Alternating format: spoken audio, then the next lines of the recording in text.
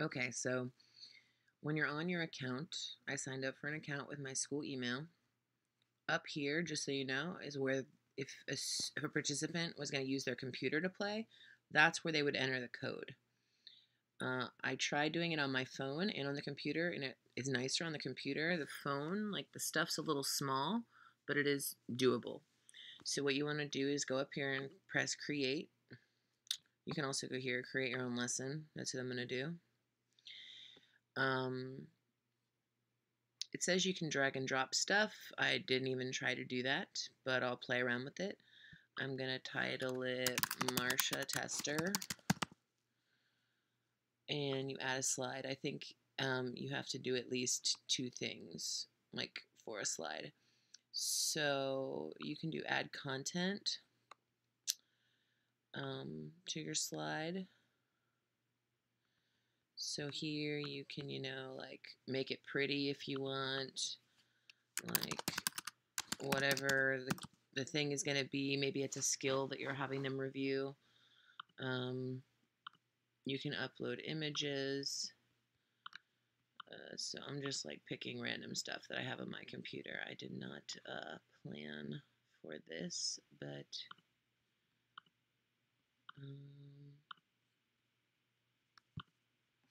I have certain files, so that's what we'll do. Alright, so that's just like my pretty intro slide. Takes a little bit to load. Of course it's too large, so we're just going to leave that one blank. I'm not going to spend any more time on it. So it saves that slide. So for the activity that you would want to do, add a slide, and instead of add content, go to add activity. And the open, like there's a variety of things that I didn't even try all of them. They all seem really cool. The one that you wanted to learn how to do though is called open-ended question. So you click on that.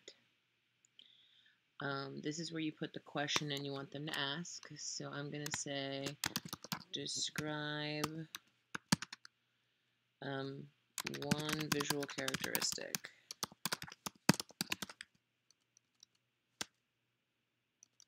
can't spell of this work. Add a reference. I'm going to go and add an image that's on my desktop.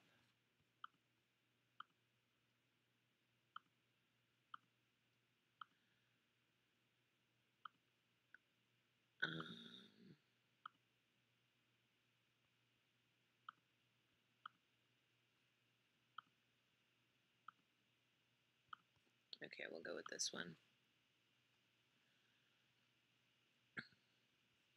Here's the timer. So you can set it for just like 30 seconds if you want to, or 2 minutes or 3 minutes. There is a cap, but I think, a minute would be fine for that. And then down here you click save. So that's another one. You want to add another slide. You can do another activity. You can do another open-ended question. And you could use this as an icebreaker, like how many sections of AP Art history do you have? Or have you ever taught AP Art history before? Whatever your question is. Add your timer. This one only needs like not even 30 seconds. Save.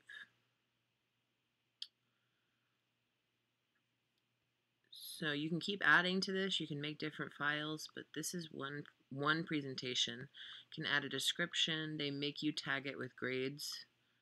So whatever. PD, that's better actually. It's PD, not grade levels. Subject, social studies, save and exit. Takes a minute to save. So then, when you want to play it, I did not try student paste. I went to live lesson. So you hit this. This is going to give you the code that they need to join. So that's the code that they're all going to enter. So just to show you this from another perspective, I'm going to go to Nearpod on my computer.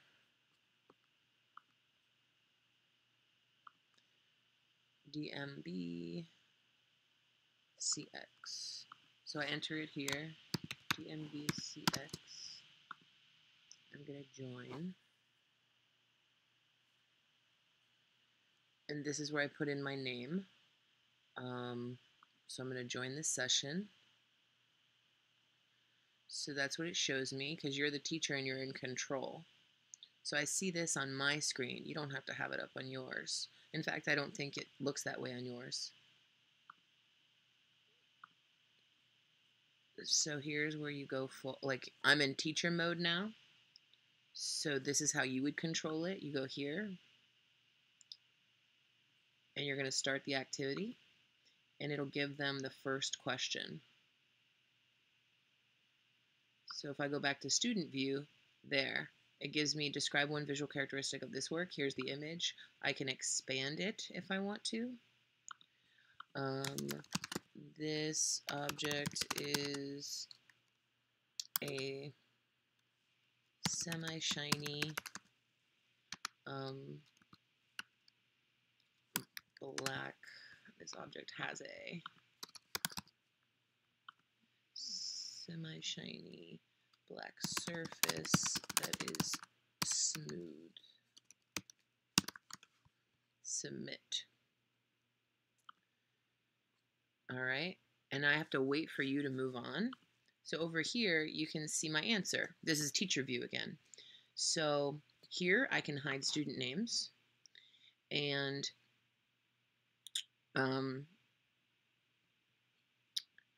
you can show a list like this, or you can hit share.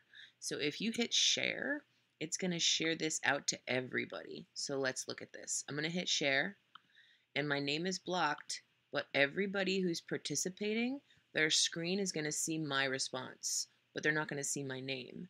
So let's pretend that there had been many responses here, and there were just a few that you really liked. You can share just the ones that you want. And down here, show student names or don't show student names. It's actually pretty cool. And here's how you move on to the next activity. So up here, I'm just waiting for you. You would hit this. And here is the next question. How many sections of AP Art History do you have? Start activity. You only have 15 seconds to answer this one. Get out of here. 4 sections. Submit. And you see it here again. That's my answer. My name is blocked out, but you can show it too. That's pretty much it. And that's all the questions that I had. Down here it shows you the number of participants. When you want to go back, you can leave the session. The only thing I'm not sure about is if it saves your answers, but you can always screenshot stuff if you needed to. So that's pretty much it. You can edit, you can preview. Up here is where you can share it, duplicate it, get reports. So I guess there would be a way to get, let's look at that while I'm on here.